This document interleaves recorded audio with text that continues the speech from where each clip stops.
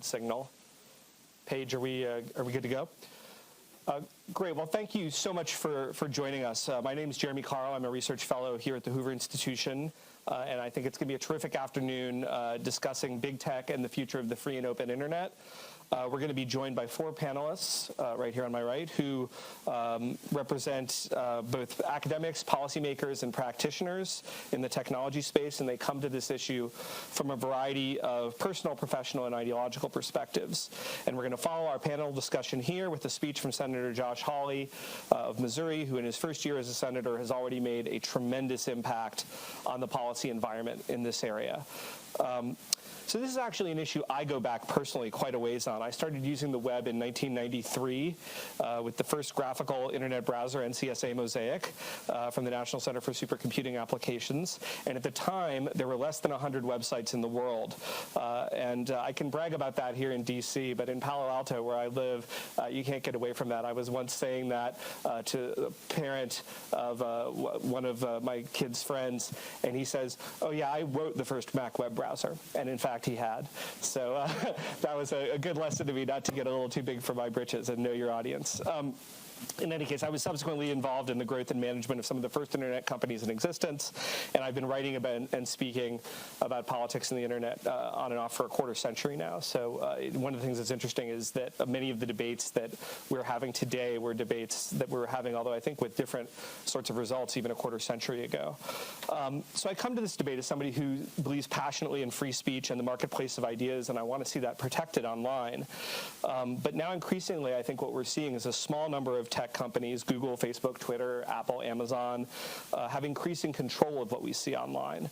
And that's an irony to me that while Congress is having a debate about rules from ISPs against blocking, against throttling, and I agree, by the way, that ISPs should not be able to block or throttle on ideological or grounds, these sorts of content, we're not spending time talking, or at least legislatively, I think we are in the public discussion to some degree, about these much bigger and more powerful players to me, who have much stronger gatekeeper status. And I think there's some real hypocrisy and double standards in that debate that need to be brought to the floor. Just as a couple of trivial examples, we've had senior Mozilla employees and engineers recently accuse Google of slowing down YouTube videos or causing bugs in Gmail and Google Docs on Firefox. That benefits Google's Chrome.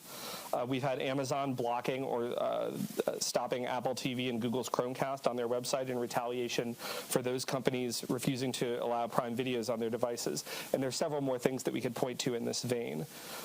So some of our panelists today are going to talk about net neutrality as a starting point because it's been much in the news and it offers a useful frame, but we're not going to be limited by that discussion because I think it's a much broader discussion as well. And I'm not saying, by the way, that I am going to stand up here and say that I know that every rule that we should make, but I do believe that every rule or law that we make in this area should apply to everyone equally.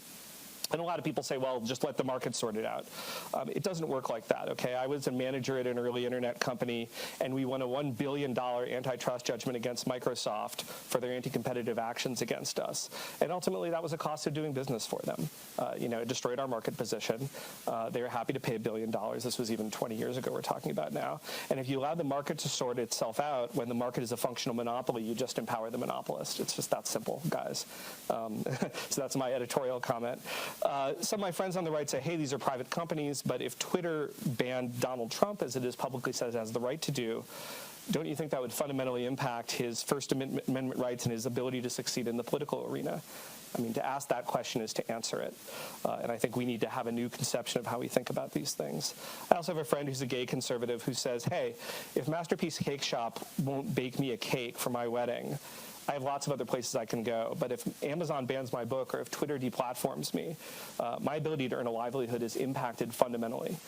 Yet the first is protected and the second isn't. And I think that's sort of part of the structural incoherence right now that we're having in this argument. So what I want to look at today is we've got the Save the Internet Act out there just passed 3 weeks ago in the House. That's to restore the 2015 net neutrality rules. Pelosi has criticized Senator McConnell for not taking that up, while Senator McConnell has made it equally clear that the Democrats' plans in this area, for his perspective, are a dead letter. At the same time, there are folks out there, thankfully, that are making free speech and net neutrality bipartisan issues, or at least attempting to. Senator Sinema, who actually made some efforts to join us today, but unfortunately was not able to make it. The newly elected Democrat from Arizona, she's partnered with Senator Wicker on some possible bipartisan approaches. And we definitely have bipartisan agreement that something needs to be done with the status quo. On the right, not just Senator Hawley, but Cruz, Blackburn, Graham, Sullivan. That's a pretty broad coalition within the Republican caucus. And on the left, not just by Sinema, but by Elizabeth Warren, who's called for breaking up these companies. I'm not necessarily going there personally, but you've had sort of in a more moderate vein, Senators Wyden and Booker, who've expressed issues about algorithmic bias in internet search. So there's a lot to unpack here, and let's start unpacking it. I've got a terrific panel with me today. I'm going to start with Frank Pasquale, who's a professor of law at the University of Maryland and someone who's done a wide variety of really, really terrific writing in this area. He's going to talk about some fascinating work on platform neutrality and freedom of expression online, and he's going to elaborate to what extent this fits into the debates we're having on net neutrality. We're then going to move to Dan Huff, who spent many years as counsel for the House Judiciary Committee, and he's going to talk about, and Senate Judiciary Committee, going to talk about how antitrust issues and free speech concerns then contrast to the debates we're having on net neutrality now, because I think there's some elements of that don't really compute. And then I'm going to go to my Hoover friend and colleague, Adam White, also of George Mason. Adam is going to elaborate on a fascinating piece he wrote in the New Atlantis a few months ago, called Google.gov, particularly kind of looking at the elements of censorship and the public good and fixing search results. And we're going to see with how that squares with Google's current policy positions. And then finally, we're going to, batting cleanup, we're going to have Luther Lowe of Yelp, practitioner in this field. He's the SVP of public policy for Yelp, and a very successful internet company that nonetheless has to compete with these monopolistic internet giants, and kind of discuss Yelp has had a longstanding support of net neutrality for ISPs over the years, and how that kind of ties in his thinking to some of the current issues that they're facing on an antitrust basis with Google, et cetera. So I welcome our panelists. I'm going to ask them to please do try to stick to 10 minutes each so that we have a little time for Q&A before Senator Hawley. And I appreciate everybody coming out today, and I hope we'll have a fascinating discussion. So, Frank, thank you. Thank you. Well, it's a real honor to be on the panel, and I thought that was a terrific overview of what we're facing right now. And so what I want to do is just from an academic perspective, give a bit of the historical context, because I think it's really important to have that context here as we, in order to avoid recapitulating some mistakes of internet policy debates in the past. And I looked at back in an article of mine from 2008 called Internet Non-Discrimination Principles. At that time, we still had these massive debates over network neutrality. There were a lot of concerns about sort of discrimination online.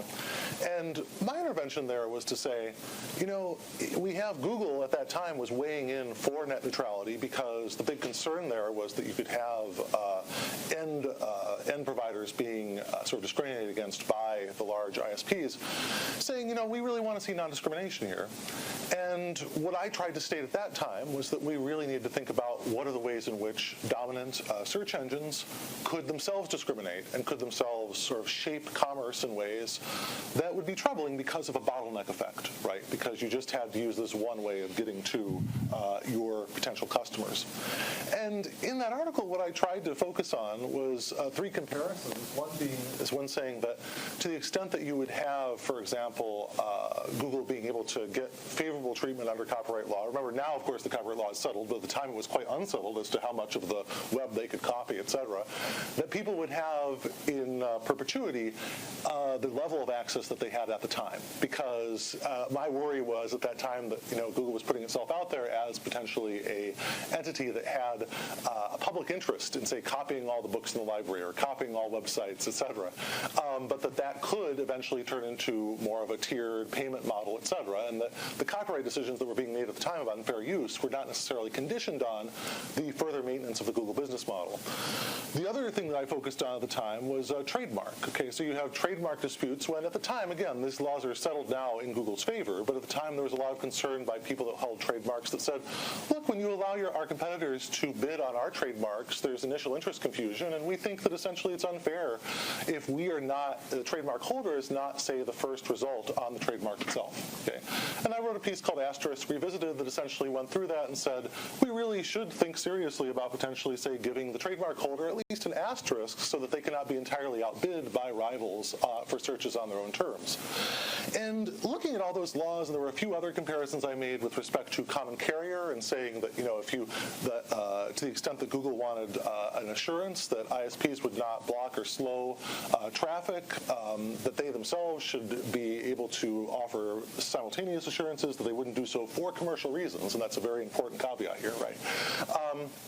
And these three comparisons among copyright, trademark, and communications law, I think could apply to some of these dominant search engines and later social networks and now large platforms. And then what's been really rewarding to me has been seeing over the years the gradual traction of these ideas, first abroad, definitely in Europe. I've had many trips to Brussels and to other areas in Europe to talk about these things. Also in Asia, Australia, the Australian Competition Report, and now finally in the U.S. I think we're catching up. One of the things also that I have to note on a humorous note is, I presenting these ideas 10 years ago or so was a really lonely business. There were a lot of folks at the time that just thought this is bizarre, the comparisons don't work. I remember I had one presentation where someone who's a very high-level person in corporate law took my paper, the one I was just describing, the Internet Non-Discrimination Principles, threw it on the table and said, this is not legal scholarship. In 5 years, no one will have heard of Google. They'll be off the map. They'll be outcompeted by somebody else, and walked out the door. I hope I'm already doing better today because nobody's walked out the door, so that's great. But that presentation, that was in September 2008. Okay, and 5 years later, 2013, Google was a pretty important company. It's even more important today. So what I think that we really have to start thinking about in these areas is how are we going to start as we brought up at the very beginning, developing the type of non-discrimination principles that apply to all the big players online. We can't just allow the sort of legacy institutions to dictate what we think is the proper subject of competition or communications law inquiries or investigations or enforcement. We have to have a much more, I think, sophisticated approach looking at the overall online landscape. And that's why I think these ideas that, were controversial and often panned 10 years ago are now quite high on the policy agenda when we think about some of the problems that are caused by very large intermediaries. Thanks. Wonderful. I'm sorry, we got, you're going to be next. Thank you. Well, look, I'm just here really to, I think, make one big point. It seems to me that if you take seriously the concerns that motivate net neutrality, you should actually be far more concerned about discrimination by platforms than discrimination by the carriers. And the reason that I think that to be obviously true is that getting your content noticed is antecedent to having it delivered. It doesn't matter how quickly or how slowly this content is delivered if nobody ever notices it. And this struck me at a couple of hearings that we've had in Congress. I'm no longer there, but I had some when I was there and also watched a few after. And it seems like the Democrats who are pushing the Save the Internet Act particularly don't seem to notice that there's two sides to this issue, or at least there's two components. And again, I think the one with the platforms is far more important. So when Chairman Pallone passed his bill recently, he had a series of hearings and a markup. And in his opening statement, he says, in my hometown of Asbury Park, we have this restaurant, and they are telling me that an open internet is very important, and they fear that if there's no net neutrality rules and it's not reinstated, well, then they won't be able to reach their customers. It's because, why? Other companies can come in and pay for faster lanes. That's what he said. Now, okay, that may be, but what's the greater concern here? That some of your competing restaurants might be able to get their website loaded faster, or that even though you have an amazing Yelp review, no one ever notices that your service is outstanding, your food is great, because surprise, the platform that hosts all these things or that does the searches actually puts that way down at the bottom and prioritizes its own content. So even allowing that the delivery issue is of somewhat importance, it seems to me obvious that the antecedent issue of getting noticed is first, and that is handled by the platforms. And that comes up again and again. In the hearings on the bill, they brought in a number of people who had some compelling stories about how important the internet is to them. There was someone from the Free Press organization, I think it was called, that she was talking about particularly for marginalized groups, for minorities. It's very important to get their voice heard through the mechanism of the internet. But I keep thinking, and as when you talk about no one else should be able to decide who gets heard, yes, you're absolutely right. But who's really in the position at the first instance to stop you from being heard? It's the platforms. It's not sort of the speed of the delivery. And yes, I know people talk about blocking, outright blocking. Yes, if that is done, then yes, you don't get to be heard. But a lot of what we're talking about is sort of throttling or having someone pay for fast lanes. And in that context, the bigger issue, again, to me, is on the platform level. Similarly, they had an actress writer, and she was talking about how she once made some presentation and they didn't want to hear it, and she couldn't get any attention, in early 2000 from sort of the big studios. And now she's become very successful through, I don't know if it's YouTube videos, but basically through online platforms and how essential that is. And she had some really nice phraseology about how important it is to be able to have that access, and I totally agree with it. But I think that, again, in the first instance, you need to be most worried about not getting noticed, not the question of, well, I've been noticed, but how quickly is it getting delivered? So that, to me, is sort of the bigger issue, and I marvel a bit that that's not getting more attention, and I wish it were. I think that this is a very good discussion and make that happen. So the question is, all right, this is all good and well. What is to be done? Now, the position that the committee took when I was there. Quote Leonard Hoover, by the way. Yeah, I'm glad you caught that. I wasn't sure if anyone would. Although Chernyshevsky, as a scholar, I must say Chernyshevsky said it before Lenin. But anyway. But anyway, the point is, all right, well, what are we going to do about it? So, there's various things that can be done. It could be, reforms in how we look at First Amendment rights, and the question of, what is a public square? What's state action?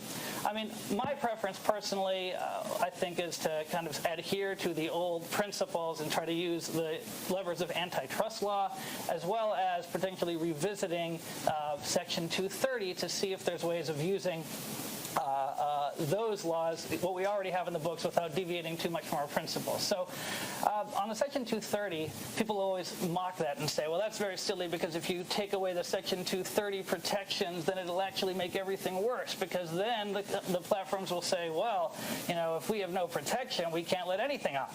Okay, well, that may be true, but they don't want that protection taken away. So you could use it as leverage in the discussion. So, for example, we could take this away unless you make public the grounds on which you may keep content off of your platforms. And if we at least see plainly, with greater transparency, what is going on behind the scenes, that would be very helpful. And that could be done through that threat. With respect to antitrust law, there's a lot of discussion now about expanding the lens of, how we look at things. Now, when we did a net neutrality hearing back when I was on committee, I actually did not handle it directly, but I remember that the then ranking member Cicilline said, the problem with antitrust law being the solution here is that it's not robust enough to cover issues, to look at issues like speech and other economic things that should really factor into the analysis of whether what's being done here is fair. And so you could have something where you're discriminating against a certain type of speech that may not meet the consumer welfare standard for an antitrust action, but still is sort of undesirable. So he doesn't seem to think that that's adequate to the task, but the fact is, I think that there have been speeches by Mr. Del Rahim, who's the head of the Assistant Attorney General, the head of the Antitrust Division at the Justice Department, talking about how, no, in fact, there are ways of looking at these things consistent with existing precedent and how we look at consumer welfare, and measuring that in objective ways rather than surrendering to more subjective analyses that can still get at some of the things that are bothering us. So I would suggest that the antitrust laws, together with the re-examination of Section 230, are adequate to the task, but we have to be focused on it. And I think we also have to hold the feet to the fire of supporters of net neutrality. Say, listen, however much you care about this, the greater issue is the one of the platforms. And even if you don't agree with that, you should agree that it's at least equal. And so use that to try to bring them into the discussion. And I think that we have tools to stay consistent with our principles and yet deal with what is very clearly a serious issue. So thank you for holding this, and thank you for for inviting. Well, thank you very much. And just a quick parenthetical before we move on to Adam. I assume that probably a lot of the folks here are pretty familiar with this issue already, but just in broad strokes, Section 230, which we're referring to here, essentially holds these companies harmless for most types of content that might appear on their services. Think of like a video on YouTube. If I put something defamatory on YouTube, YouTube is not, theoretically at least, liable for that. The interesting thing for somebody like me, who was a practitioner, in the industry at the time that this was going on, is that there's been a rewriting of history here, in that these companies basically built these multi-billion-dollar businesses off being able to get away with all sorts of copyrighted stuff, all sorts of defamatory, whatever. They just could hold up their hands and say, "Oh, not our problem, not our fault," and they built multi-billion-dollar businesses on this. And now that kind of there's a little bit of pressure, they're sort of trying to back away from it and just pretend like, well, if we made it go away, then it's kind of a blank slate. But no, they have a lot of gains that they've already gotten from this, and I think from a societal perspective, we need to pay attention to that in terms of whatever the outcome is here, and in terms of how we deal with content on these services. So, Adam, go ahead. Well, thank you, Jeremy, for putting this event together. It's a treat to be on a panel with Frank, who I've been reading for years, and his book on the Black Box Society is really challenging and an important book. But it's often said, you sit on these panels, you look out at the audience, you say, oh, there's so many more people out in the audience who know the material better than you do. And sometimes you say it disingenuously, but I'm saying it genuinely this time. This is such a complex area, and people come at it from so many different backgrounds. But it's always a challenge for my sort of perch as a lawyer to come in, or a recovering lawyer, and try to say something useful on this. When I was a lawyer, one of the last cases I worked on was the net neutrality litigation. And I was against net neutrality, the rules then, and I still am. I think that they're a bad policy, and I think they were in excess of the statutes that were written, that the FCC invoked in justifying them. Now, as a former pipeline lawyer, I understand the problems of natural monopoly, and I understand there's a role for public utility litigation, and I understand that you do need to sometimes need to vertically de-integrate these companies to make sure that somebody with the equivalent of a pipeline isn't able to corner the market or distort the market on what's going through the pipeline. So I understand that. That's why I take these issues very seriously, even though I disagreed with net neutrality at the time. And a point has been made already. At the time, and I still do recognize the irony that the arguments that were made in favor of net neutrality, right, that net neutrality was going to distort the market, it was going to hurt innovation, it was going to stifle innovation and allow the monopolists to extract rents. The irony is those are the same arguments you would make today against things like Google or other edge providers if you see them as monopolies. And so I'm glad that Jeremy's sort of shining a spotlight on that. I think it's important that people need to take that seriously. If they support net neutrality, I think they do need to think seriously about these things. And it's very hard to say, I think, that Google isn't in some ways or in some markets a monopoly, at least in its ad market. Of course, what that means for antitrust terms is very difficult, and that's where I'll end up. But let me just say a few words. Jeremy referred earlier to an article I wrote last year called Google.gov. I came up with the title, and I said, I got to write an article. The title's just too good to go to waste. But the point was that I was concerned about what the future of Google might look like and its relationship to policymaking and partisan politics, not because of the usual stuff you think about, like the revolving door or lobbying, or some of the concerns about what was happening to some of the employees inside of Google. Right? I was more worried about a subtler trend I saw at work, which was basically the intellectual or ideological convergence of the founders of Google and people in the Silicon Valley community with a certain approach to policy making that lent itself to a very particular ideological direction. And basically, my thesis was that when the founders of Google look out at the world, they see it as a series of engineering problems to be solved in much the same way that President Obama and Cass Sunstein and sort of proponents of a nudge approach to policy saw the world. And I thought that's why Google got along so well, basically, with the Obama administration. And the point of my piece was to say, if you play that out over time, if Google really takes seriously its role in policy and its power to help shape the information that informs policymaking and political debates, we ought to be concerned about this. We ought to think less about sort of a collision, an antitrust collision between the United States and Google, and we ought to think more about sort of a tacit or maybe a more than tacit relationship between Google and certain parts of the policymaking community. That's what the article was about. I spent a lot of time in that article looking at Google's motto, and I don't mean the "don't be evil" motto. That's the famous one. It's the less famous model, which they've had from the very beginning. They said their mission was to organize the world's information and make it universally accessible and useful. That sounds like a very objective mission. But in fact, it's not. When you think about the terms, to organize the world's information, well, what counts as information? What counts as disinformation? What's news and what's fake news? Right? How do you make it universally accessible and useful? Right? Useful means there's a certain use in mind that sort of presupposes a use, and you're organizing what you deem to be information around that use. And maybe that seems kind of abstract. I don't think it's so abstract, especially now in the aftermath of the 2016 election. You had Eric Schmidt and you had others saying maybe we should have done more. Maybe we should do more to combat fake news. We should combat disinformation and so on. I think that's very worrisome and dangerous. And so that was the point of the article. I didn't offer a policy prescription, and I don't have one. And sorry, Jeremy, I still don't have one today. I thought really hard, and I'm still coming up empty. The fact that there's a problem to be solved doesn't mean the government is the right people to solve it. And even if there is a role for government to solve a problem, it doesn't mean that the answers are obvious. And what really worries me about the policy moment at this time is that people who are focused on this issue and they want to do something, I worry that they're reaching too quickly to familiar solutions, when in fact what we have is a generational challenge that requires just a bottom-up rethink on what exactly the problem is and what exactly the policy challenges are. And in a way, I think it's kind of like a century ago when the progressives saw just a world change in terms of our communications, our culture, our economic inequality, sectional, like regional differences, and so on. In all these different industries and all these different aspects of American life, there were things that the progressives wanted to solve. And for better or for worse, and I disagree with a lot of what they did, they came up with bottom-up solutions and tried to rethink things. The challenge with the debate we're having on this issue is that everything I just clicked through, communications, the economy,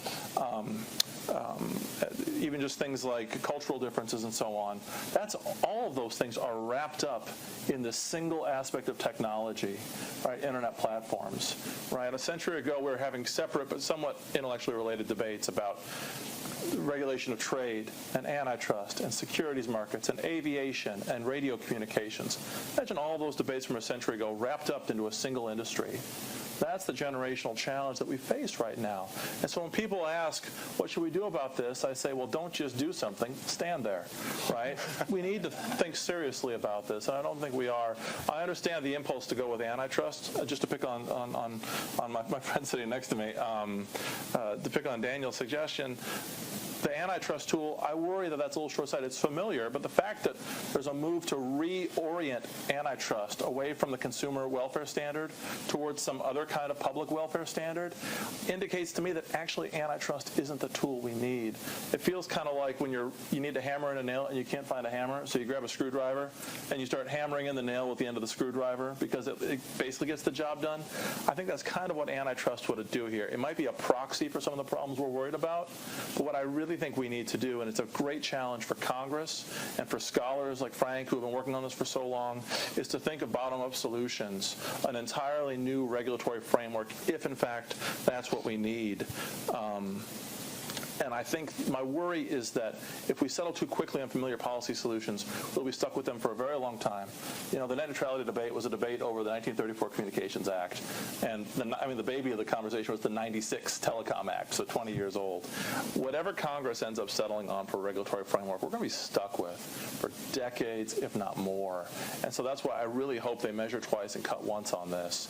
We measure 3 times, because whatever they do is going to be what regulatory agencies 50 years from now are going to be invoking to justify regulatory solutions to new problems we can't even conceive yet. So thank you very much. Yeah, no, thanks, Adam. And that's really terrific. I do think that this is a new toolkit, and I actually don't sit before you with my own particular, oh gosh, this is the solution. I think we can identify some problems. I could give some guesses at what I think the solutions are. I do think that we need new tools, and that we're not, even the definition of a public square. I mean, you're your talk mentions referenced Buddhism and epistemology, so it got a little bit abstract from policy in the way a good academic should. That's right.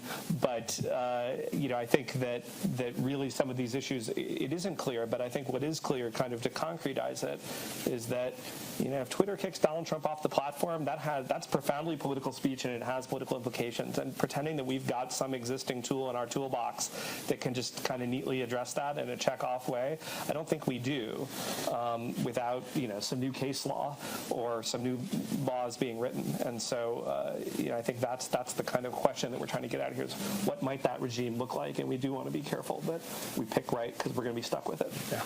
Luther. Sure. Luther Lowe. I've worked for Yelp for 11 years, and so when I started at Yelp, it was less than 100 people. I got in my car from Arkansas and drove out and started as a low-level person there, and I think part of my impetus for going to San Francisco was general excitement about sort of Web 2.0 and the promise of the Internet. I think the rise of sort of user-generated content services like Wikipedia and Yelp and blogging, and what we sort of remember as the Internet being kind of cool a handful of years ago before it became this duopoly. It's hard to decouple that rise from the rise of Google, which early on presented itself as a turnstile. There was an infamous interview with Larry Page and Sergey Brin in 2004 with Playboy magazine, where they describe how they're so much different than MSN or AOL or Yahoo at the time, because they wanted to get you on our service and out into the web as quickly as possible.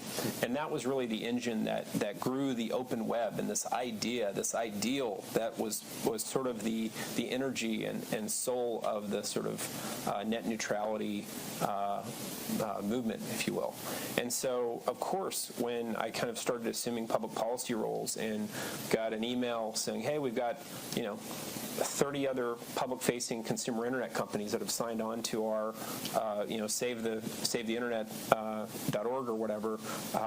Is Yelp signed up? I'm like, hell yeah, we're going to be on that. Well, of course we believe in non-discrimination. Of course there shouldn't be fast lanes and slow lanes on the internet.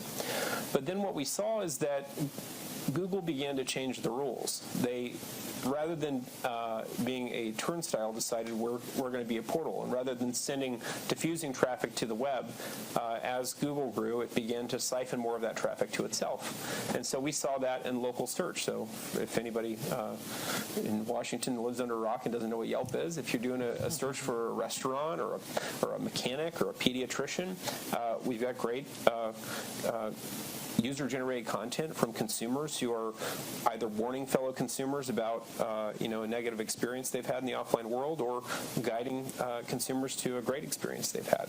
And so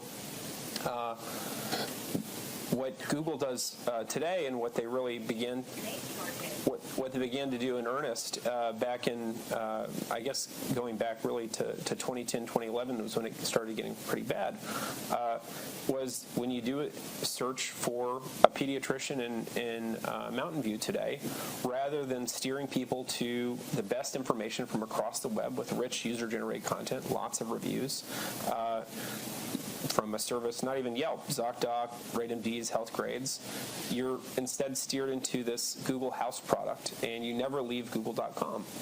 And so the effect on the creation of user-generated content, the incentive to innovate and create sort of a Yelp for doctors that's maybe a little bit better, all of that gets decimated. And so we were very active in the 2011 through 2013 investigation of Google. For a period of time, the FTC, part of the reason they opened the investigation and looked at these issues is you could buy an Android phone off a shelf, boot it up, and be reading Yelp reviews with no link back and no attribution in a Google Places app, which is basically sort of cloning all of Yelp's features. And so we participated in these proceedings. We didn't hire any lobbyists or anything. We were very naive about this. And ultimately, we saw not long after, Eric Schmidt said in the Obama War Room in election night 2012, a few months later, the FTC decided to close its investigation and not take any kind of meaningful enforceable action. And so I was just dumbfounded because at the time we were talking to staff, we felt like they understood these issues.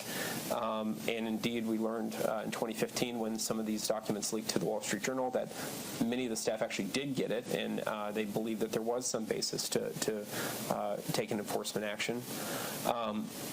But basically, I thought, how do we educate the EU, which was taking its turn looking at these issues, and how do we really hold their hand and walk them through these issues? Because Google was able to effectively say, competition's only a click away, that we just want to provide people with answers, and they would point to fact-based information, like if I type in 2 + 2, of course you want to see a 4 on the screen, and then let's just not have a conversation about pediatrician information or whatever. And so that we decided to really think hard about this, and we developed a Chrome extension where we showed that it was actually very trivial technically for Google to preserve all of its user interface features, the map and the business pins, but actually use its own organic algorithm to power that information. And when you did that, you could actually produce a box. Google calls it the one box or answer box or universal search. These are all Google terms that are interchangeable. But basically that stuff at the top of the page when you do a local search on Google, it was technically trivial to power that with information using the entire candidates of the World Wide Web and Google's own organic algorithm. So that's a lot of kind of technical word salad, but the bottom line was what it resulted in is when you did these searches with this Chrome extension plugged in, you would see there were like an order of magnitude more reviews. When you read the reviews themselves from ZocDoc and RateMDs and Yelp and other services, on average the character links were 3 times the links, so the quality was higher, there was less spam, there's all this consumer benefit that Google was sort of foregoing so it could siphon users to its inferior house product. And so we built this whole demo, and I said, you know what, this is kind of like that net neutrality stuff they were asking me to sign on to a couple years ago. This is we should just have a non-discrimination principle when it comes to dominant edge services like Google. And so I said, I'm going to try to get a coffee with Tim Wu. He might have some advice on how to get some net neutrality energy behind this idea. And so I was able to finally wrangle Tim Wu for a coffee in New York. I sat down, showed him the demo, and he said, oh my God, we got it wrong. And I was like, what do you mean we got it wrong? He said, I was the technical advisor for the Federal Trade Commission reviewing the Google matter, and like the day after the Google decision, he had written an essay in the New Republic saying, Google got off scot-free because they deserve to, because they benefit consumers. And I said, well, Tim, if you got it wrong, we need to kind of make it right. And so we ultimately worked together on a paper that showed that basically empirical evidence of consumer welfare loss and consumer harm in this context. And it turns out local search is the most common thing that we do on Google. It's 40% of all searching. Today on planet Earth, 2 billion human beings will pull out their phone and conduct a local search and effectively be unwittingly mismatched because of the fast lanes that Google gives itself. And so, this to me is a really important issue. And so I want to talk a little bit briefly about sort of the fast lanes before my time. Yeah. So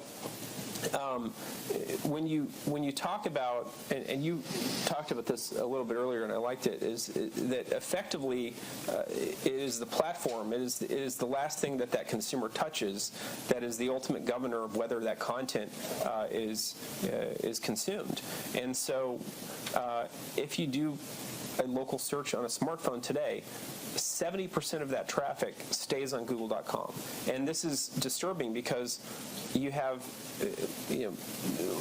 during the FTC matter, in order to persuade... Do we know what that number was 5 years ago, by the way? Well, what I was about to get into, it's a little bit of a moving target because basically the rise of smartphones and the increasing ubiquitousness of these devices. In 2011, when the FTC opened the investigation, smartphones were relatively nascent, about, somewhere around 30% of Americans have them. Now it's like about 85% of Americans have them. And contrary to Google's claim that this would, unleash, that apps were going to unleash a bunch of new competition, and Google that, was going to get crushed, kind of like this encounter that you had, it actually doubled their size. Like the amount of searching actually doubled. We're searching way more because we've got a search engine right in our pockets. And they're spending, according to Goldman, this year $13 billion on the iOS defaults. And of course, they have the defaults on Android. So they've got like a 98% market share on smartphone search, which is the most common way we search now. And so all the market conditions, basically one assumes John Leawood shut down that case because he'd been persuaded that in a few years the market's going to be more competitive and the entrenched company in question would be less entrenched and there'd be more startups. And that conclusion has not aged well. Everything is far, far worse. And you look no further than sort of the user studies and the data to see how much traffic is ultimately being siphoned and deprived of. And so anyway, I think this is it's a great discussion because in sort of having that conversation with Tim Wu when I first met him, I said, listen, what do we call this? Is this sort of like a net neutrality 2.0 or something? And he's like, well, I don't know about that branding, but I did, I think get him to agree that this is not a far intellectual bridge to walk across, going from non-discrimination principles on edge services or for the carriers and going to dominant edge services. So I appreciate you hosting this discussion. Yeah, no, thank you. And it's funny because the sort of issue of bundling, I mean, this was exactly what we won our case against Microsoft. I think technically they settled, but when you settle for $1 billion, that's a loss, unless you're Microsoft, right? Then it was a rounding error. But it was this whole question of, well, if you're essentially bundling things with the operating system, does it give you an unfair competitive advantage? And at least the judgment at the time was it does. And I'm not a lawyer and I haven't followed the most recent case law, but I think that logic would still pretty strongly apply in your case. And certainly I've seen myself as a consumer, and I occasionally contribute Yelp content, even although I didn't have a previous relationship with you to this panel, but I'm sort of the Yelp reviews are clearly better than the Google reviews by quite a bit. I mean, a lot of the Google reviews are utter trash, and yet the quick thing that I get when I search is Google. And again, I don't know, to speak to Adam, I don't know what the exact right tool in the toolbox is, but we need to do something about that. So that's some thoughts. Well, thank you guys all for, I'm so used to academics where I was ready to be beating you with rulers, to keep everybody on time. And as it is, I think we're actually running a fair bit early. So why don't I kind of turn over to just a few questions that I, wrote of taking the chair's privilege, and then I'll open it up to you guys to ask some questions. Adam, in your Google.gov piece, which is a really terrific piece and kind of a very philosophical piece, and you touched on a little bit of that, you talk about choices based on the right type of facts, right kind of facts. Yeah. And I'm wondering if you could expand on that for the audience. You sort of touched on that a little bit with nudging, but I think that's a really important point. Well, I was going to start with a joke, but I'll end with a joke. I'd say that one of the great debates, and we see it in policy today, is sort of a meta debate about the nature of our political disputes. And people say, you're pro-science, you're anti-science, we're part of the fact-based community, you're not. When in fact, what we're talking about so often with policy is a lot of value-laden facts, right? There's a factual question over whether climate change is happening, whether people are contributing to it. Question what the best policy is, that's more of a value choice. And what worries me is we've seen a few times with Google, not so much on search. On search, it's more put its thumb on the scale in favor of its own commercial interests. But we've seen a few times on the advertising side of things where it's put its thumb on the scale of political disputes that it's sort of, I don't know why it did what it did, but the fact is, right, it pulled all internet advertising in the middle of the Irish abortion referendum, right. A move that was seen by all sides as really favoring one side of the debate over the other based on who wanted to advertise. We saw Google kill advertising on payday loans in a way that coincided with the Obama administration announcing its the CFPB's payday loans reforms. And in all of this, I mean, Google's a private company. It had every right to do what it was doing under existing law. But it is worrisome that Google, which has such a central role in the information and the form of policy, could take such swift and decisive action in ways that could have real policy ramifications. I mean, the piece, I could go on and put everybody to sleep with a discussion about the fact-value distinction, right? Separating facts and values. But I'll borrow one of my favorite jokes from one of our colleagues, Harvey Mansfield. He's a senior professor, and he's a famous professor up at Harvard. His dad used to teach at Ohio State, and people would ask his father, how many students are here, and he'd say, oh, about 1 in 10. Right? The idea is you can ask a question with a very specific sort of factual premise, but words might mean different things to different people, and some people might see sort of a clear-cut fact where others see more of sort of a value judgment. And so I'm very worried anytime somebody says this policy will be decided on the facts, you start to reach for your political wallet, because you understand that sort of framing policy debates in those terms sometimes occludes more than it reveals, and I worry that Google's tendency is in favor of more of that move, and I think it's dangerous. Yeah. And we're talking a lot about Google today, but I think a lot of these things, and that's not by intention, by the way, but just, equally apply to Facebook, equally apply to Twitter, although they don't quite have the ubiquity in the search business than Google, but I see really the identical, or even on Amazon, which has now kicked off 100-plus books from their platform. And, I looked at that list, and gosh, they're pretty objectionable books for the most part, but there's a lot of really, really objectionable books that are still on Amazon, and I'm not really sure that I... Can I say something about that really quick? I mean, first of all, I'm going to have a whole series of articles, twitter.gov, facebook.gov. I'm just kidding. But the thing is, even in these debates about what should be done, we talk about things like internet platform companies. The fact is the category that we're talking about is so indeterminate, right? Does Facebook and Google, do they have so much in common that they should be regulated together under the same sort of industry-specific regime? What about Amazon? What about Twitter? I think just the category we're talking about is incredibly hard to define, and even the way we define that category will create real path dependence for what policy solutions present themselves. Yeah. Dan, if I could turn to you. You obviously sat on the committees for 10 years working on these sorts of issues.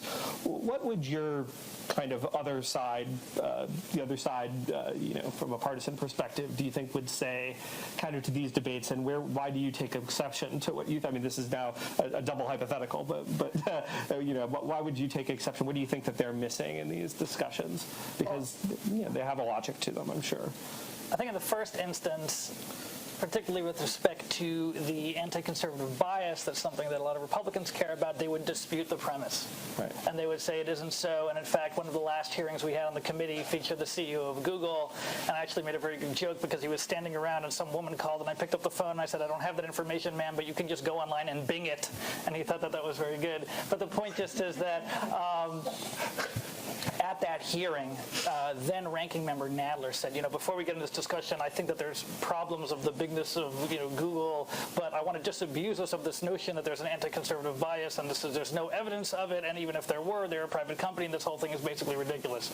So they dispute the premise. That's point number one. I do think, by the way, that, so to answer that particular thing, I don't agree, because I think that there is both motive, opportunity, and probable cause. So what's motive and opportunity? There was a Wall Street Journal article that said that the Google engineers sat around during the time of the travel ban thinking if they could alter the search results to basically protest or otherwise counter the administration's agenda there, and they didn't wind up doing it according to the article. But the fact that they were contemplating it, again, establishes motive and opportunity. There's a lawsuit by James Damore, who was an engineer there. He alleges all sorts of other things that were going on. I think it seems to me too much evidence out there to simply dismiss. So, it's not proven beyond a reasonable doubt, but it's silly to dismiss it also.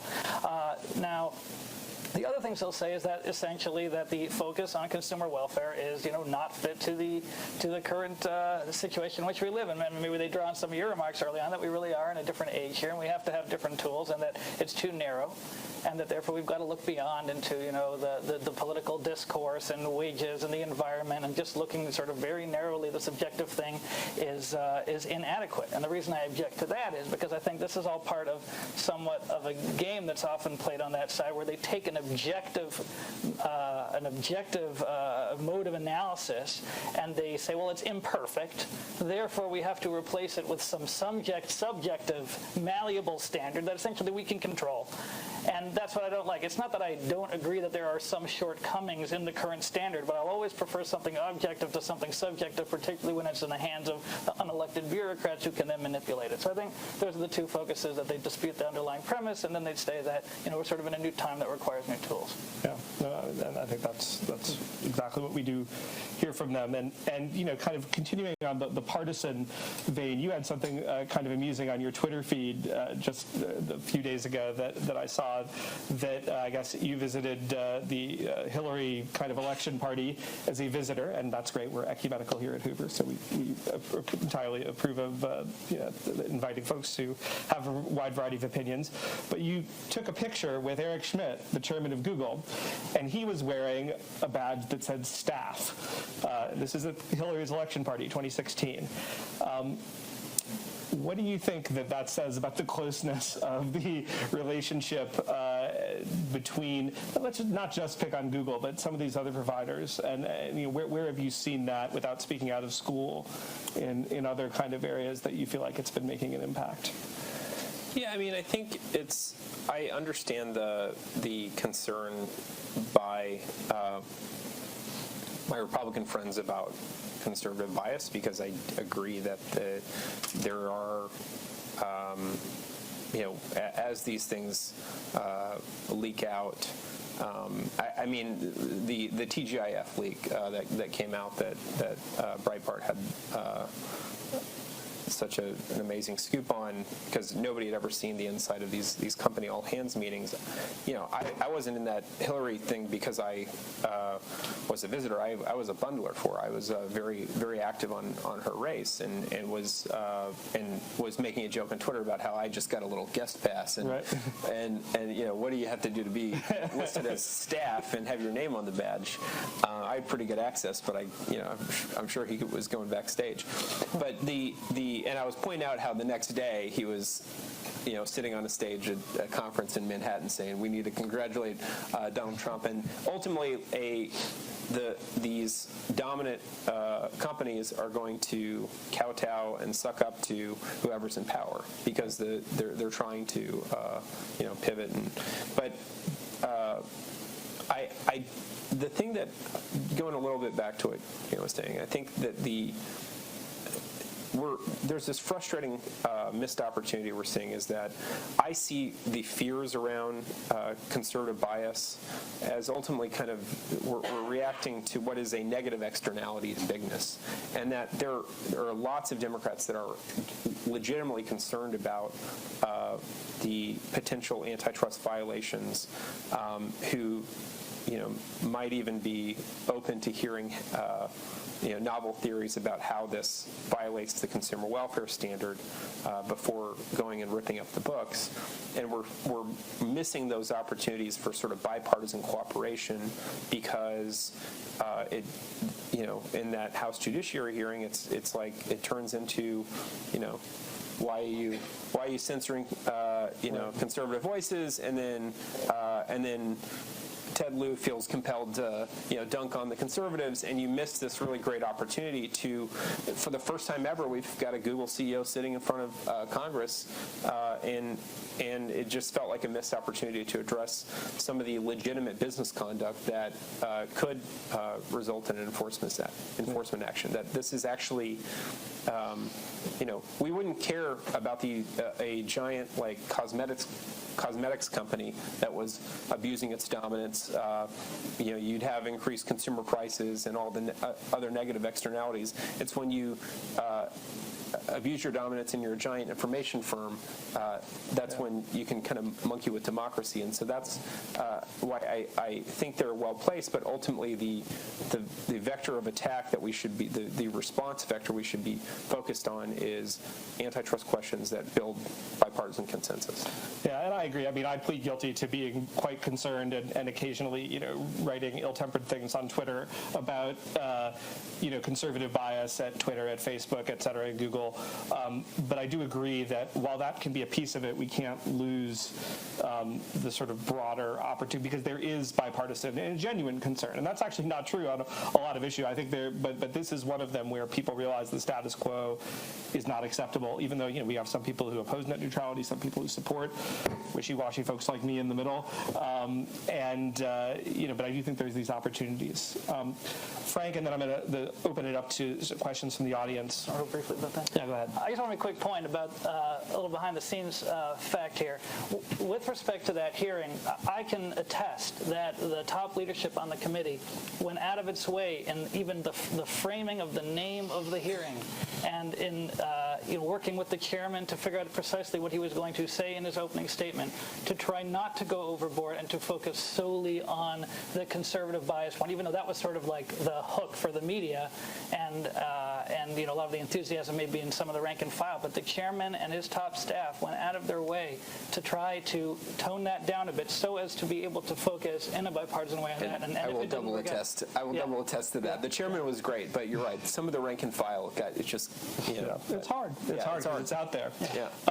Frank, if I could ask you, you have this interesting part of your platform piece where you talk about, you have this interesting metaphor with Google Glass, and then you talk about Google Goggles, which is not original to you, and you cite the guy who originally mentions it, but you sort of say they may not augment reality, but in fact distort bias and render it in a sort of approved corporate form.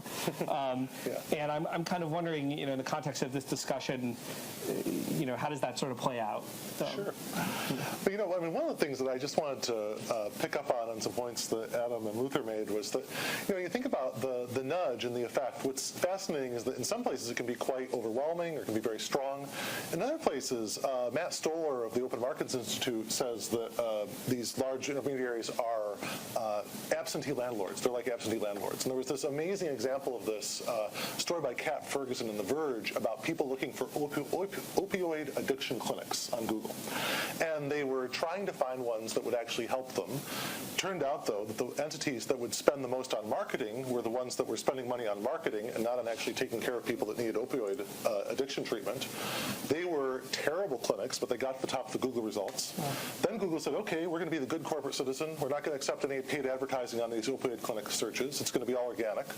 Guess what? You can commodify search engine optimization, and you can be a very bad actor. You can go on and do user-generated content that changes the phone number of legitimate clinics to the ones of the fly-by-night clinics. Okay? So then you have this whole crisis of people sort of trying to find a legitimate one and then being referred to a bad one. So this is what I think is really problematic. And I was reading some stuff by Ben Thompson of Stratechery where he was making fun of the Fountain case in Europe and saying, oh, who would want this comparison site or comment site or whatever? It completely ignores a lot of these very important dynamics about people being utterly misled by the fact that an entity has conquered some of these very important areas but is not maintaining them properly. And that's why I actually I'm on the opposite side, I guess, of Adam on this point. I really like your point, your analysis and your philosophical perspective on it. But I don't think that antitrust is like having a nail and having a hammer and thinking everything's a nail. I think it's like a saw, and we got to saw, Instagram from Facebook, and we're going to saw certain other things away from some of these other companies. And I think that's a good thing. And I think that, that's where ultimately I also wrote another piece for American Affairs trying to develop a Hayekian perspective on platforms. And that's where I said, we were going to have some very interesting philosophical debates between centralists and decentralizers.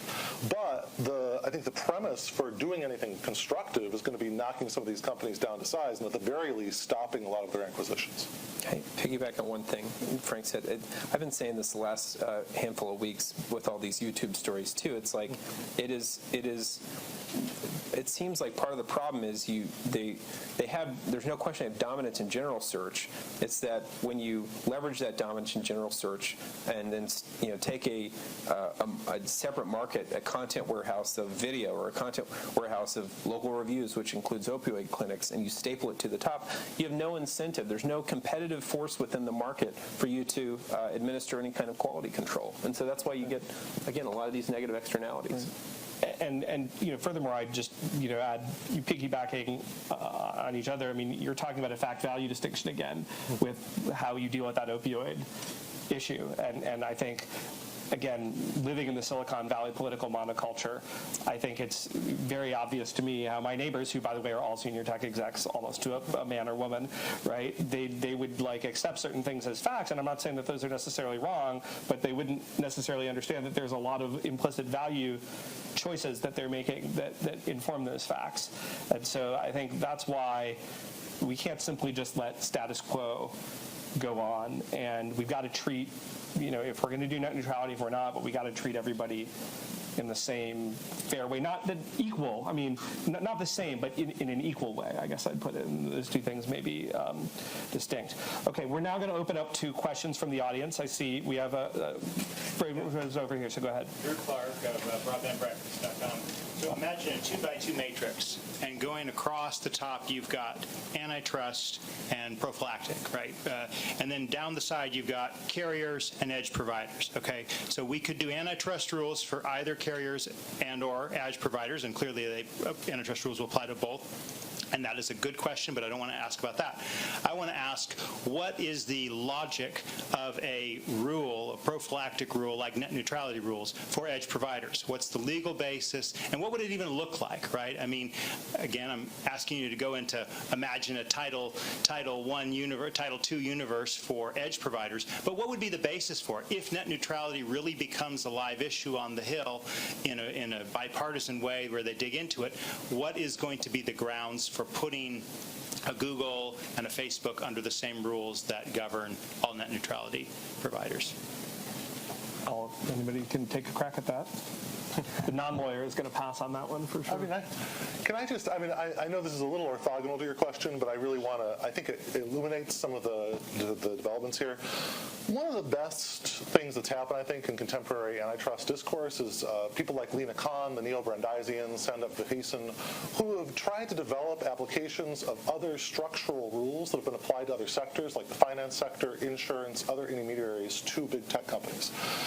And to give one example, and this is something I wrote about again, like right after the passage of the Affordable Care Act, if you have an intermediary that is taking some giant bite out of transactions, say Apple in the App Store taking 30% or Google taking 30%, and not really providing anything approaching a service that is at the value that they're taking out of that.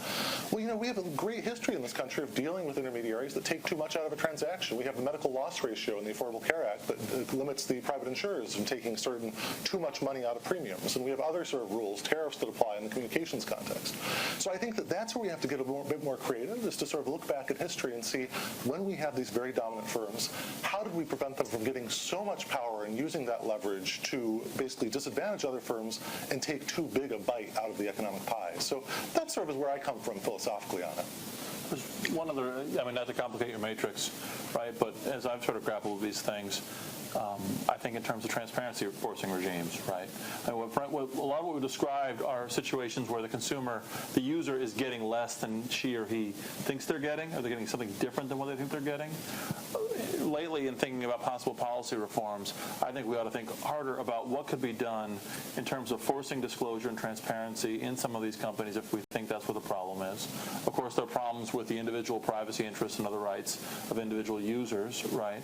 But I think the more we could focus, if you want to borrow from other disclosures, to think about what the SEC does, what other regulators do, primarily through disclosure and transparency, helping to educate, not just, well, first of all, to educate users, but also help to empower watchdogs, whether they're profit-seeking watchdogs who want to become, the vetters of the vetters, right? The people who would tell you whether Google is doing a better job than Bing or DuckDuckGo on certain things, or Yelp. I think we ought to start with transparency forcing mechanisms if we want a policy reform, and then go from there to actual breaking up companies or public utility regulation. Start with transparency. And if I could, go ahead. One little point on that, is I remember there was this controversy over Comcast using something called Sandvine that was one of these first initial net neutrality controversies, because they were slowing some people down using this sort of secretive software that was very hard to detect. It took this guy several weeks to detect what was actually going on online. And in some of my earlier pieces, I compared that to the Foundum case in Europe, where the people that ultimately are the litigants that led to the Vestager's big move against Google in Europe, they just couldn't understand why all of a sudden their site that used to be able to buy ads at 5 pence, suddenly it was £5, right? And they were like, what went on here? And it was just unclear. And so that is totally right. I totally agree with Adam about the transparency point. Yeah, and you mentioned also, Adam, privacy, which we haven't talked enough about, but privacy and data ownership. I think these are huge issues, right? Like, the fact that I could build up, let's ignore sort of false claims or deceptive business practices. We haven't really talked about that very much, but that I could build up 1 million Twitter followers, and then Twitter kicks me off the platform. That itself is problematic. But I don't have any ownership of this business, effectively, that I've built. And so again, I think we need to think about what sort of new legal regime we might have in place, or whether we can maybe address it with the existing regime. I'm not saying we can't. Yeah, I would say it's really funny. You see the companies talk. They say we'll protect your data, but in fact, they don't really see it as your data. Yeah. It's their data that you've given them. Yeah, I think that's not sustainable.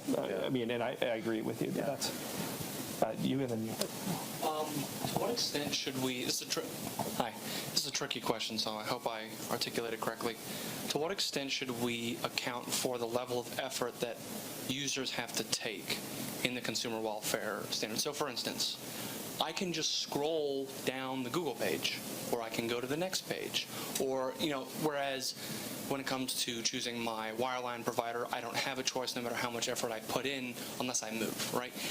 Is there any consideration in the community about whether that counts or whether we should account for that? Does that make sense, that question? I can take a stab at it. I mean, I think the advantage of online platforms is that there is an information feedback loop, and so you can either subpoena or, and what we've shown in what Yelp has shown in the EU is actually pretty much any Joe can walk off the street and understand what's happening under Google's hood with using Mechanical Turk user testing, and it does.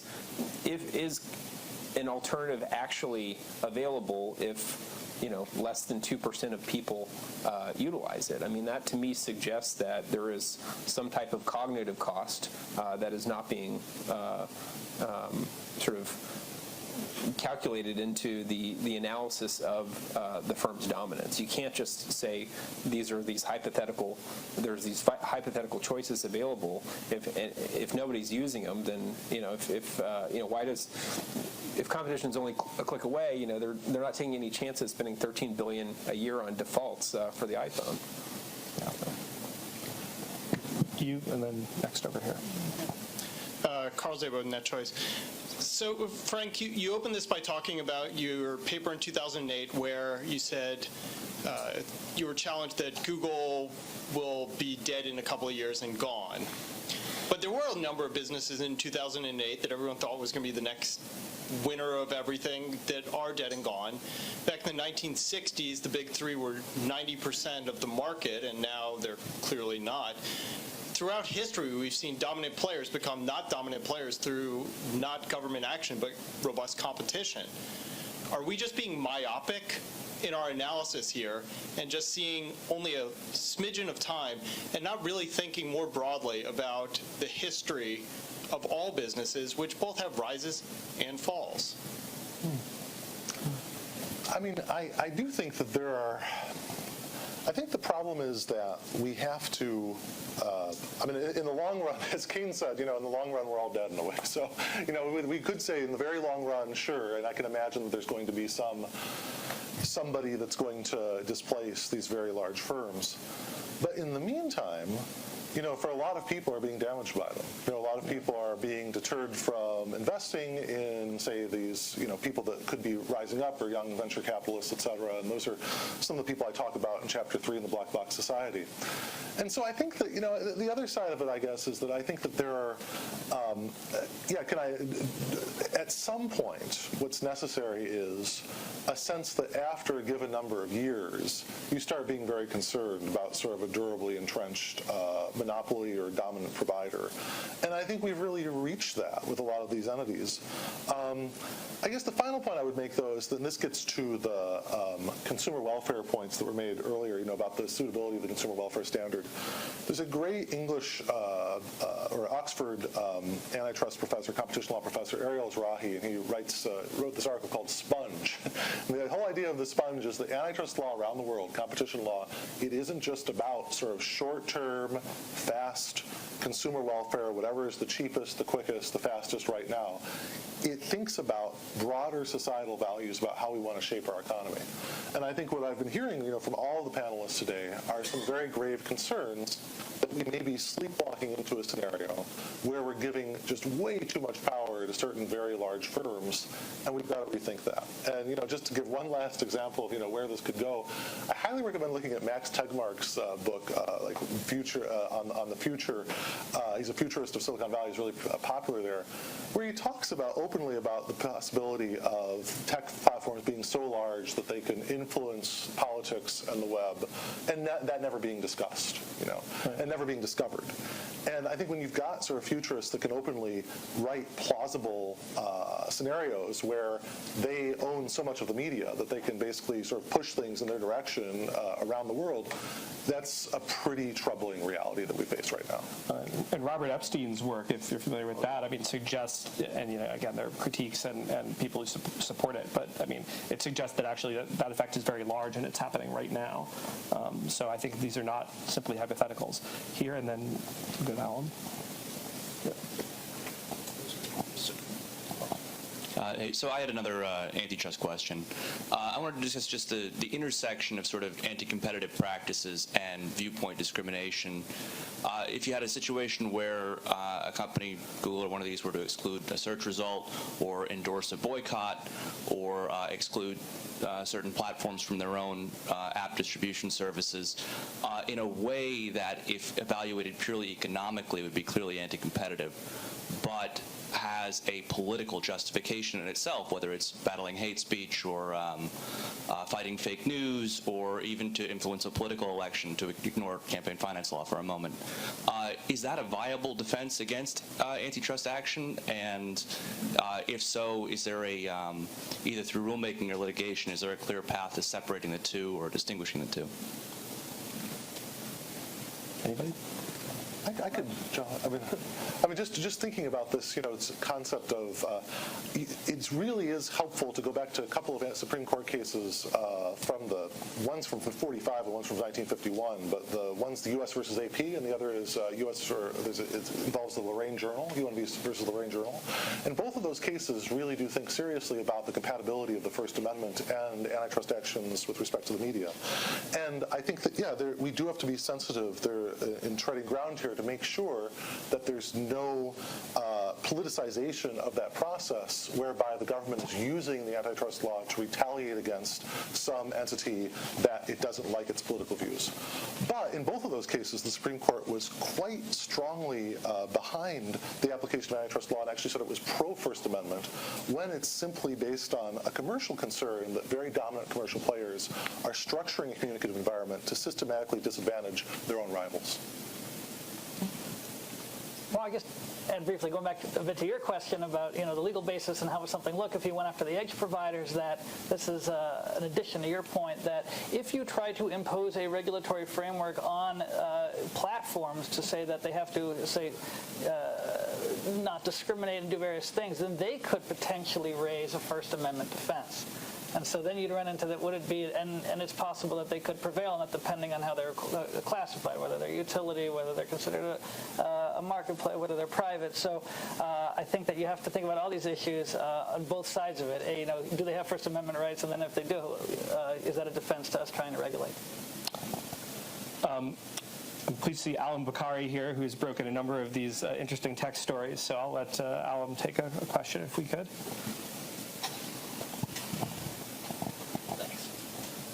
First of all, great discussion, and it might interest you to know that Facebook, while you guys were talking, just banned a number of high-profile commentators, some of them very controversial, but just highlights the urgency of this topic and this panel. Was Jeremy among them? I don't believe so. I believe Paul Joseph Watson was and a number of other figures. But anyway, my question's actually about transparency. So we know that Google doesn't tell us some things. At the congressional hearing, Sundar Pichai said that Google doesn't manually intervene in search results. A month later, we got an inside scoop revealing that they do intervene in search results and around specifically political topics as well. So I was wondering what the panel thought about what sort of transparency we'd like to see from these companies.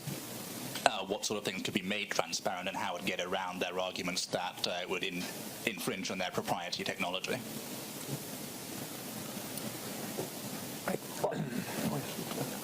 I'm going to be a little bit, I think, at the risk of sounding too sympathetic to Google, I do think that I am somewhat defensive of. What we were able to show in our antitrust complaint in Europe is that intrinsic, there's sort of this meta point that intrinsic to Google's search itself, there are tools that you can use to gauge transparently how Google weighs particular pages. And by that I mean you can basically add a Boolean query. You can say, if I'm doing a search for,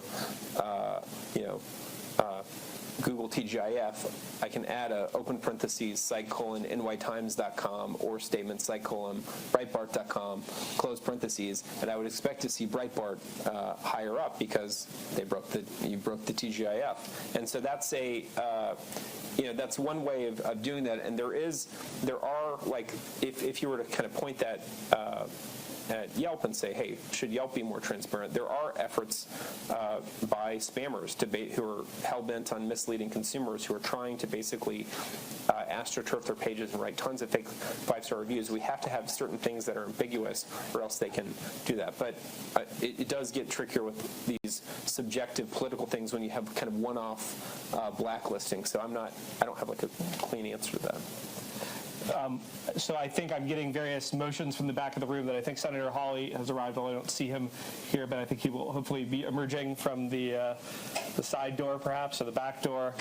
So if he is here, I think we'll go get started with the next stage of this fascinating panel discussion. Thank you guys so much for coming, and thank you to the audience as well.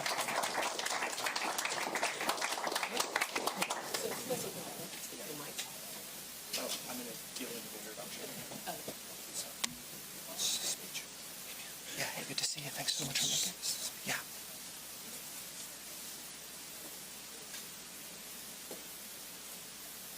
So normally we would do a big flashy intro for a United States Senator, but I think everyone here knows who Senator Hawley is. He was raised in rural Lexington, Missouri, and I should note he's a Stanford graduate with highest honors, so it's a little bit of a homecoming to have him here at one of Stanford's D.C. outposts. And he also attended Yale Law and was a Supreme Court clerk for Chief Justice Roberts, as was his similarly underachieving wife, Erin Morrow Hawley.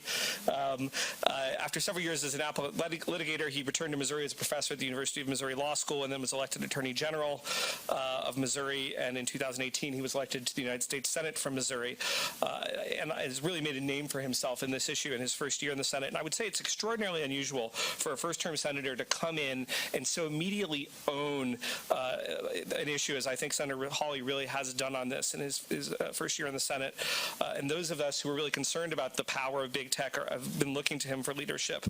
And my initial encounter with him, just really briefly, because I want to turn the thing over to him, I had written a piece in the Federalist on some of these issues that we're talking about today, and I got a call a couple days later from Jefferson City, Missouri, and I said, well, I don't know anybody from Jefferson City, so that went to voicemail. And sure enough, who was it on the other end of the line on my voicemail but Senator-elect Hawley? And he wanted to talk, and we spent about an hour on the phone kind of going over these issues, and he was obviously both very well informed for some of the things he'd already done in Missouri, but very interested in learning more. And I said, normally, Senator, I would just do a one-pager for a senator, but I know you're a former Supreme Court clerk, so you're used to drinking through the fire hose. So I'm going to go take the liberty of, I put about 60 articles from me and some of my friends, probably 200 or 300 pages of material, and I just sent it his way.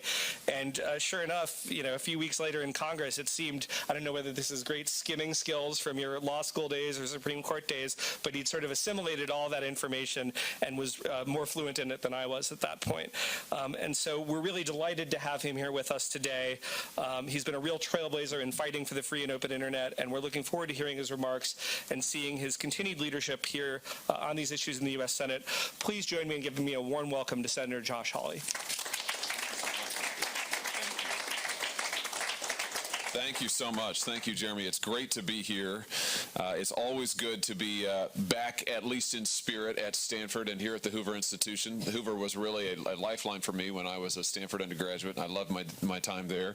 It's great to have Stanford over my shoulder, at least digitally. And it's not, I took it as a compliment when Jeremy actually sent me real reading and didn't just give me the Senate one-pager. I noticed since that I've become a United States Senator, once upon a time I was a practicing lawyer. I was was a constitutional lawyer. I was a law professor for a while, and I used to get invited places to give real substantive speeches and to talk about real things like I hope we're going to do today. But I've noticed since I've running for office and being in office, now I get asked to talk about, these, I'm not trusted with weighty subjects any longer. I mean, now it's sort of, would you come and talk about the life of a public official, as opposed to anything substantive. So it's a real delight to be here today.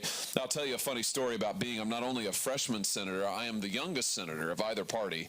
Before I stepped up to the podium here, I took off my Senate pin, which is a little piece of jewelry that I frankly detest. And when I first got it, I said, I'm never going to wear this. And so I handed it to my staff, and they said, we really think you'll want this, Senator. And I said, I don't want it. I think it's pretentious. I think it looks silly. I don't wear pin. I'm not doing that. So then I went to vote. My first vote, I walk up to the chamber, and the security guards who stand there doing their job put out their hands, stop me. And they said, where are you going? And I said, well, I'm going on the floor to vote. And they said, where's your pass? And I said, well, I don't think I need a pass. I'm not staff. And they said, who are you? And I said, well, I'm the senator. And they said, where's your pin? I said, I am. I'm the United States Senator from Missouri. I had to go dig out the pin. I was subsequently stopped on the subway that runs back and forth. I've been stopped multiple times, so I finally relented. I'm wearing the pin when I'm in the United States Senate, but not with you here today. So it's great to be here and among friends, and I want to thank the Hoover Institution again for inviting me to speak on this important subject. I want to focus your attention on the brief time that we have together on the issue of social media in particular. And social media is challenging for us to grapple with because it presents so many novel problems, as you well know, and none of them seem to admit of easy answers. In many ways, the internal tensions of our goals seem irreconcilable. I mean, how do we preserve online data privacy for users of products whose very purpose is hyper-personalized service? Or how is it possible for big tech platforms to keep the digital public square pruned, if you like, and free of criminal activity or other vices without inserting their own political or content biases into the editorializing that they're doing? What does competition even look like in this space? I mean, that's a really, really tough question. What does competition look like? I mean, after all, the supposed value of this space to consumers is a kind of integration. It's an integration of various services and various platforms, various lines of business, all in one place. And these, of course, are very important questions. They are much the questions of the day on Capitol Hill. I have my views on each of them, and they are rightly the subject of a quite serious debate, and I hope that debate will continue and extend. But I want to suggest to you today that, in a sense, all of those questions are downstream of a larger one, a bigger question, which I think we ought to be devoting more time to as a society, and I want to talk with you about briefly this afternoon. And that is the question of the worth of these social media platforms and the social media business model to begin with. What is its actual worth to the American economy and to American society? I mean, one of the most difficult things about acting in this area is the fear that any significant change in this space, any significant adjustment to the rules of the road, whether it be privacy requirements or content requirements, might end up stifling Silicon Valley, which we are accustomed to regarding, certainly we're told, as the great crown jewel of the American economy. But is it? Is it? It's heresy to say that here with Stanford University over my shoulder, but is Silicon Valley, the platforms, the products, the business models that it has been giving us of late, is this really the best that our best minds have to offer? And I won't hide my thesis from you. My thesis is I think the evidence is more and more strongly suggesting that there is something that is deeply troubling, maybe even deeply wrong, with the entire social media economy. That it does not represent a source of strength for America's tomorrow, but is rather a source of peril. Consider for a moment the basic business model of the dominant social media platforms. You're familiar with them. You might think of it as akin to financial arbitrage. Maybe we'll call it attention arbitrage. Users' attention is bought by the tech giants and then immediately sold to advertisers for the highest price, of course. Now, arbitrage opportunities, as those of you familiar with markets know, are supposed to close, right? I mean, the market eventually determines that something is off. how is it that this attention arbitrage in the social media market is preserved and renewed over and over again? And that's where things get really, really scary, because it's preserved by hijacking users' neural circuitry to prevent rational decision making about what to click and how to spend time. Or just to simplify that a little bit, it's preserved through addiction. Social media only works as a business model, anyway, if it consumes users' time and attention day after day after day. It needs to replace the various activities we did perfectly well without social media for the entire known history of the human race with itself. It needs to replace those activities with time spent on social media, so that addiction is actually the point. That's what social media shareholders are investing in. They are investing in the addiction of users. And I think that social media users actually understand this intuitively, even if they would put it a bit differently. You don't log on to Facebook to connect with a friend when you can just as easily call him or shoot her a text with your phone. You don't log on to find an article that you've been meaning to read when you could just as easily go and find that specific article yourself using a service or a platform that's designed to do that. Now, you log on to Facebook to be on Facebook. The attention arbitrage market itself becomes the destination. And we all know the effects. Our attention spans have dulled. Our tempers have quickened. We reduce our friends to their public presentation in short posts. We substitute comments and likes for phone calls and direct human interaction. And those are the benign effects. Day after day, it seems, brings fresh data, fresh reports, fresh studies detailing the significant social consequences of social media use in such large quantities. Today's Washington Post, for instance, I don't know if you've seen it, has a chilling story about the rash of teenage suicide, especially in younger teenagers. Reporters walk through the evidence here. They trace the researchers' attempt to isolate what is driving this surge in teen suicide. They tried various theories mapped onto various events in society, and eventually what they discovered was the uptick. It's not just an uptick, it's a surge in teenage suicide, particularly among younger teenagers, coincides eerily with the introduction of the iPhone, particularly in its later models, which made where the social media platforms and the social media apps were readily available and optimized for use. Now, it could just be correlation, not causation, but as I say, day after day brings new studies that strongly suggest that there is a significant correlation, if not a causal relationship, between growing social media presence, between the avalanche of social media usage, and these terrible social consequences. Depression is another example. We're struggling society-wide with an epidemic of teenage depression and rising depression rates among young adults and older Americans, for that matter, too. And again, many studies now suggest that the time spent on social media and on social media platforms at least correlates to some degree with increased depression, loneliness. All of these social consequences, these are significant. You might even say that they are severe. And the question we need to be asking is, what is the role of social media in driving them, in encouraging them, in promoting them? And is this really something that is good for our society in the long term, or for our economy, for that matter? While we're talking about the economy, think for a second about the opportunity cost that this social media business model and these social media platforms, which you might call the social media economy, think what it presents. This is what some of our brightest minds have been doing with their time for years now, designing these platforms, designing apps that integrate with them. I mean, what else might they have been doing?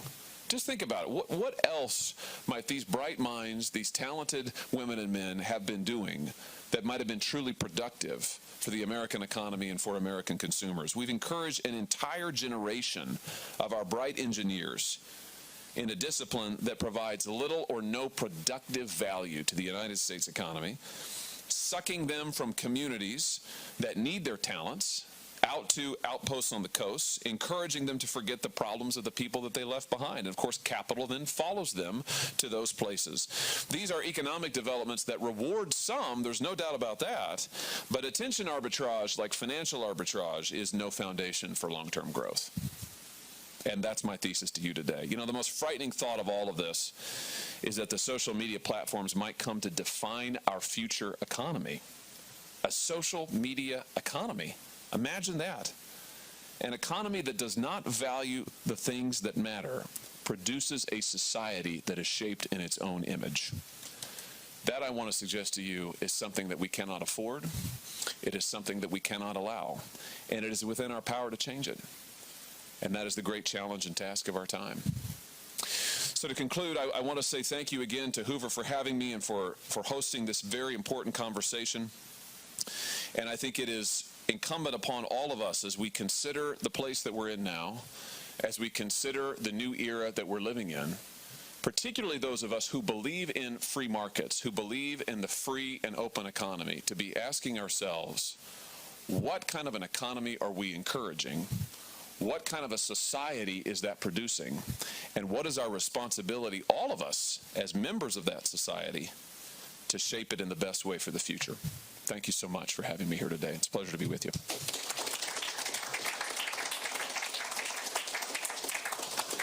And Jeremy, I'd be happy to take a few questions if that's all right with you. Yeah. Yes, sir. Hi, Max Millian. I work with MLEX. I'm actually a Missouri grad, too. Oh, great. So, so you've laid out a couple of really great examples of the issues that social media presents for us. And I'm wondering, like, in tackling these issues, what's the best way to be thinking about it? I mean, you have people saying, we need to approach this from a consumer privacy kind of, consumer protection issue, or, using the antitrust laws, or you could use the antitrust laws to talk about, splitting up companies or whatever else. I mean, are you approaching it, and there's new legislation obviously on the floor, so what's the best way to think about really tackling all these issues that you've presented today? Well, I don't think that there's any one right approach, and the scope of the policy areas that you just mentioned in your question, I think, suggests just how big a problem this is and just how pervasive an influence social media is. Certainly, there are antitrust questions. I mean, look, as Attorney General of Missouri, which is what I did before I was elected to the Senate, I launched the country's first investigation at the state level of Google. And it was multifaceted. I mean, we looked at, Missouri has quite robust antitrust laws, actually. So we looked at, the investigation was predicated on potential violations of antitrust, on potential associated anti-competitive behavior, on consumer welfare and consumer protection issues, and also privacy.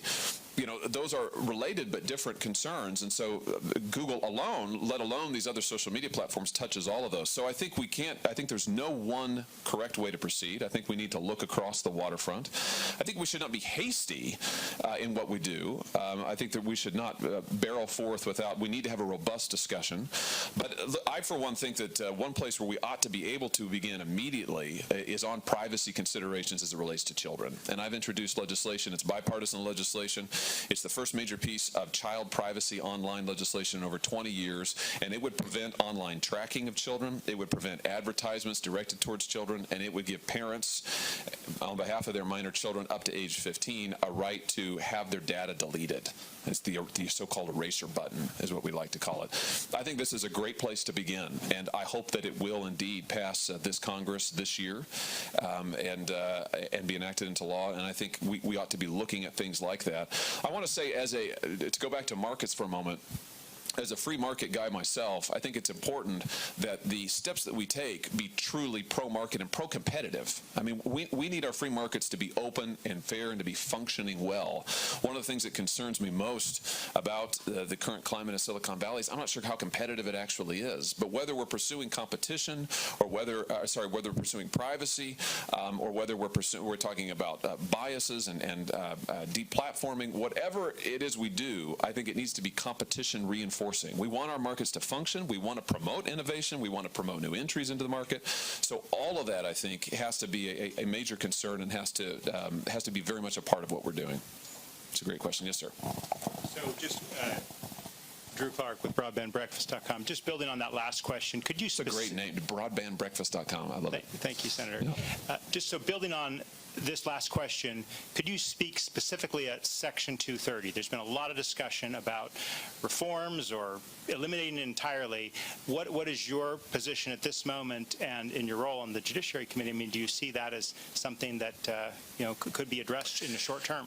Well, I think we need to look at Section 230. I think we need to consider whether Section 230, as it's currently written, is functioning well, and whether it is giving us the outcomes that it was intended to give.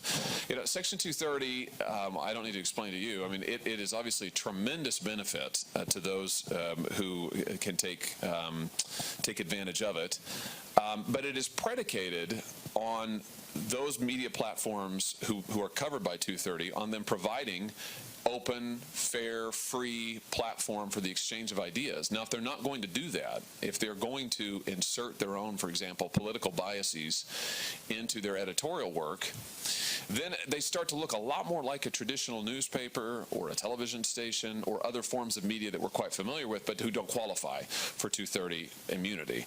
So I think we need to ask ourselves, how is 230 really functioning now in the world of these dominant social media platforms? But whatever we do,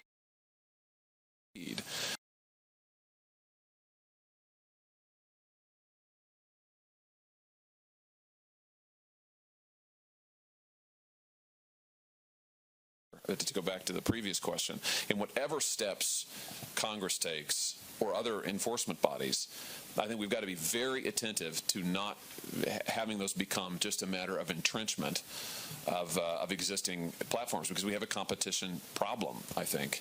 And that's certainly in the 230 context. I would want to be very, very careful to make sure that new and smaller platforms are able to enter the market and are not at such a severe disadvantage that they would have no chance of ever competing and establishing themselves. Yes, ma'am.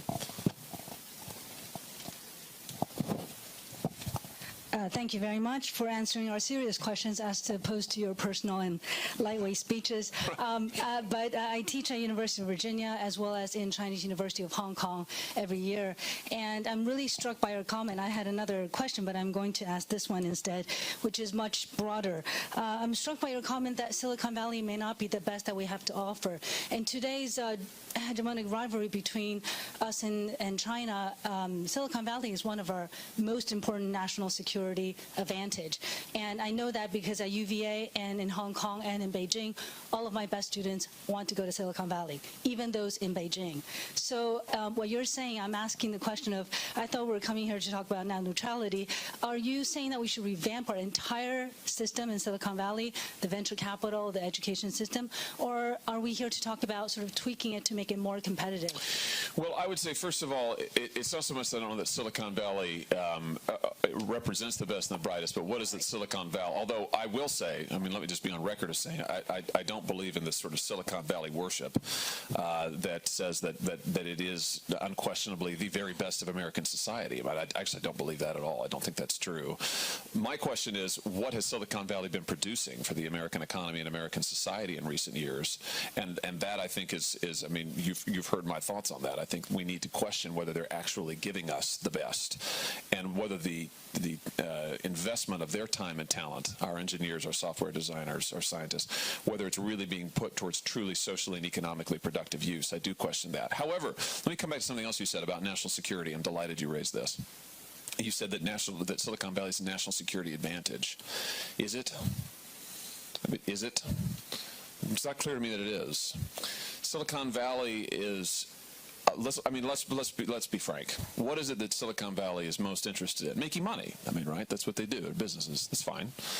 However, Silicon Valley is now dominated by corporations that are multinational corporations who are only incidentally located in the United States. They don't view themselves as American corporations. They don't seem to exhibit any particular interest in or loyalty to the United States of America. Their interest is in their bottom line, their global bottom line, and they're happy to turn a profit wherever they may turn it.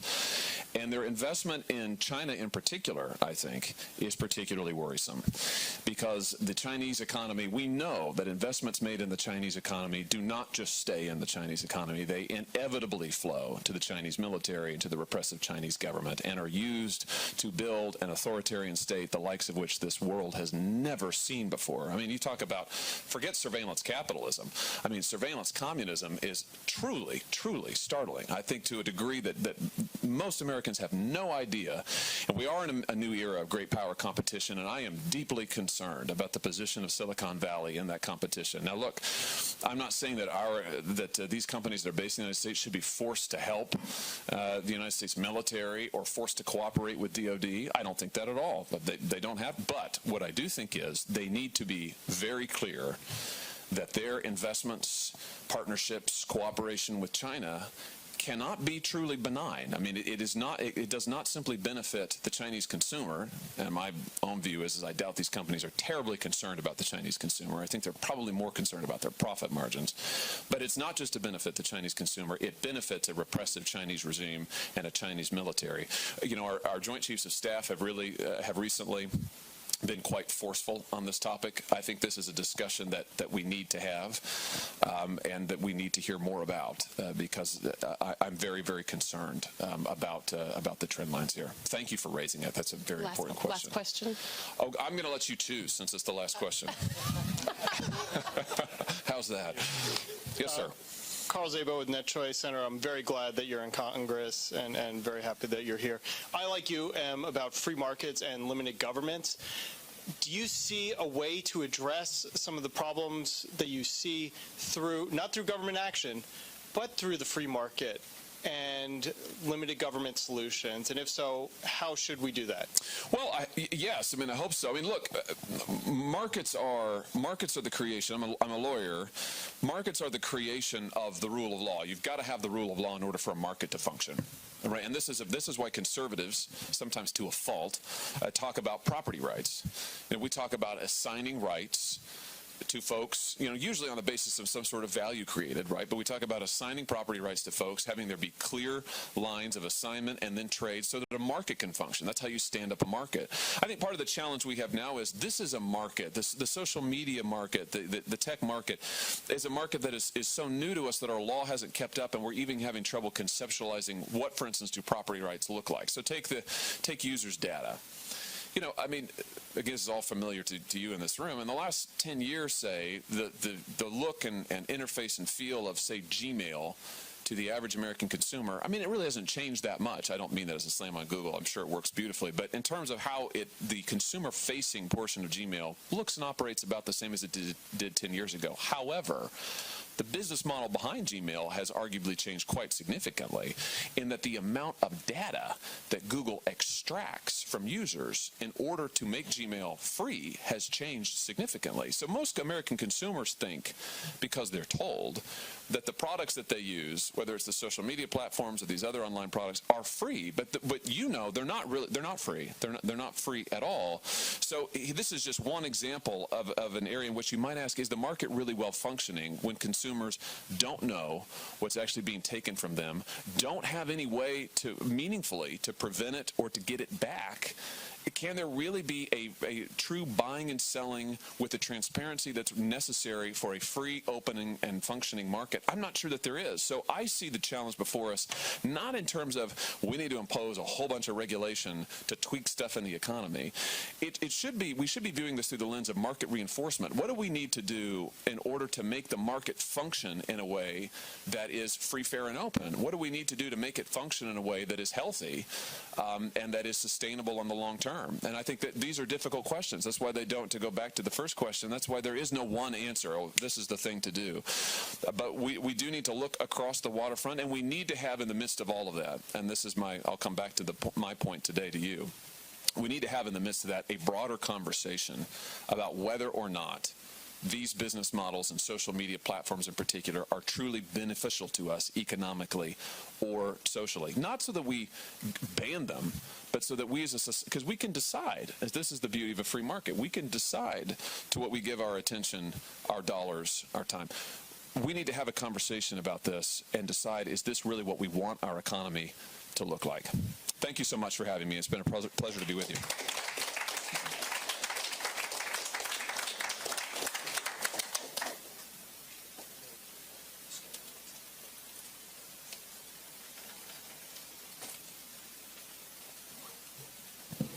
Thanks, everybody, to coming out. Senator Hawley was nice enough to eat into his family time. He's like racing off to spend some time with his wife and kids right now. But the rest of us, happy to circulate around and speak among each other or to the group. And thanks again for a really stimulating debate, what I hope was a stimulating debate, at least what certainly was for me. And thank you for taking the time to be with us today.